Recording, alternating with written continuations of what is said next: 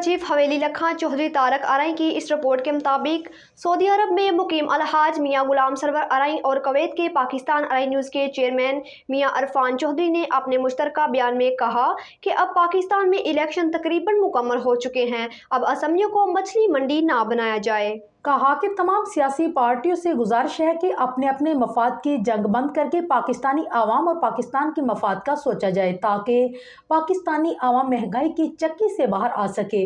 अगर असम्बलियों में चोर चोर लोटा लोटा के नारे लगते रहे तो गरीब आवाम को 2 वक्त की रोटी क्या 1 वक्त की रोटी भी मुयस्सर नहीं होगी।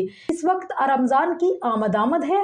हुकूमती वक्त को फौरी तौर पर प्राइस कंट्रोल कमेटी को अपने अपने इलाके में दिन रात काम करने की हदायत करनी चाहिए ताकि ज़ख़ीरा अंदोज़ों को लगाम डाली जा सके।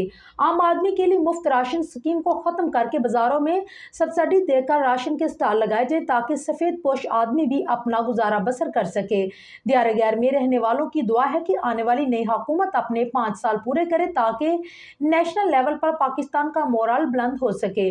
मेरी तमाम सियासी मजहबी जमातों से गुजारिश है कि अपने मफाद को एक तरफ रखकर सिर्फ और सिर्फ पाकिस्तान और पाकिस्तानी आवाम के मफाद को मद्देनजर रखा जाए।